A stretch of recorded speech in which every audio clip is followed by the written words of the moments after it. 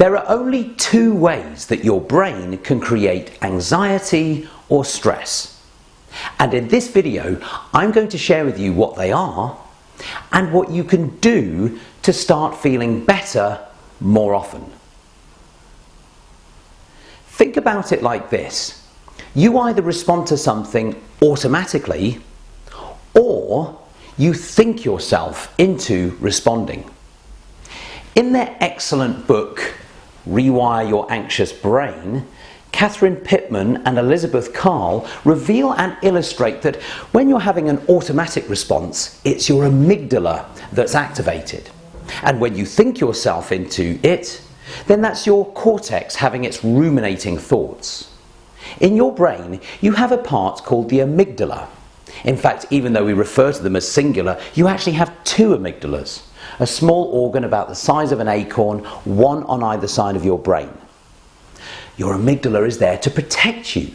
It sits next to a part of your brain called the hippocampus, which takes care of your memories. Now, for illustration and for fun, imagine that you had two of these Bluetooth headsets, one on either side, only they're not on your ears, of course, they're positioned inside your head. Imagine this is your amygdala right here, and this part is your hippocampus. Your amygdala is located near to your hippocampus like this, so that you can quickly recognize from your life experience so far what is a threat to you and what isn't.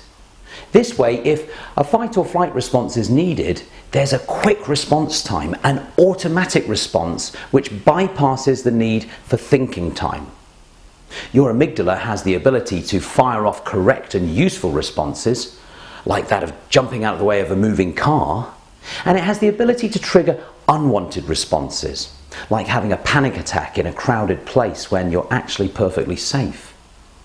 Your amygdala receives what might be thought of as pre-established codes stored by your hippocampus. For example, at some point in your life, your brain might have made the decision that all crowded places were a threat to you. You were 4 years old and experienced a push in a crowd where you lost sight of your parents and were alone and frightened with all these giant tall people around you. And the intensity of the fear in that moment locked in a one-time learning, where this one experience was all that was needed to make the decision that all crowded places are a threat. Now, your amygdala sits low down in your brain with a capacity to send impulses to your body quickly. This bypasses the need to think, and you find yourself sweating or panting or tense, and perhaps wondering why. Now, we've started looking at ways in which you can intervene when your amygdala is kicking off. And this involves a shift in your physiology, that being a shift in your body and breathing, remember? Once your amygdala has kicked off as such, it's no good trying at that point to intervene with rational thinking. Logic will lose a fight against emotion every time once emotion is in motion. So if you're wanting to reduce an amygdala response, then a shift in physiology is a great start. Breathe deeper, slow the breathing down. Raise your chest and chin slightly to counterbalance negative biochemistry with some positive inputs. Then, if possible, apply EFT, the tapping technique demonstrated in an earlier video. Now, you might see the breathing and postural change as a sort of coping mechanism in the moment. But the good news is EFT is that, but more than that as well. EFT is training your brain to respond less and less like this in the future. And when you apply EFT during an amygdala response, you're training your brain to respond differently to whatever triggered that response. Okay, now, the second type of stress or anxiety response is initiated by your cortex being the massive brain matter high up in your brain. Your cortex allows you to think, calculate and consider things, and is usually known as the more rational, intellectual area of your brain. It doesn't have the same direct highway effects to your body, and yet if we develop habitual negative thinking or worrying, soon enough messages start to transmit down to the more emotive areas of your brain. You might think of the cortex-based stress responses as negative thinking patterns. It's like getting on a slippery water slide, going down with a downward spiral of thoughts, one to the next to the next. So those are the two ways that stress and anxiety responses are initiated in your brain. And now we come to the question again of how you can both deal with them when they occur, and better yet, change or even eliminate them from occurring in future. As mentioned before, we do want fight or flight responses when needed. We want to keep ourselves safe.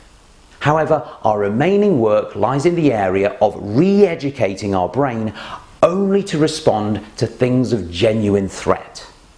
Our remaining work lies in the area of reconditioning our brain to know the difference and to allow us to remain calm and confident in situations that are safe. We make many quick interpretations of things when we are children.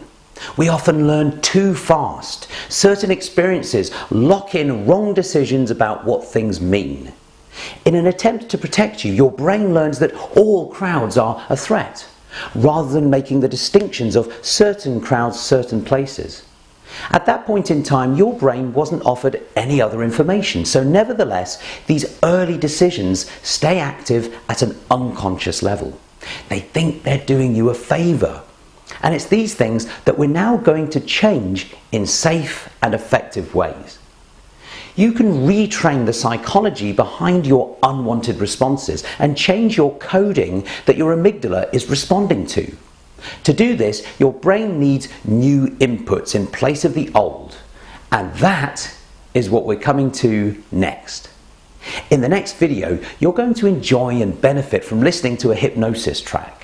This track is valuable to you because it helps you to start to re-educate your brain to make those positive distinctions and become more calm more often. So with these understandings now, go ahead and listen to the relaxing hypnosis session on the next video. Find yourself a chair to sit in, ideally some headphones to listen through. Relax, enjoy and benefit. And I'll see you again in the video after.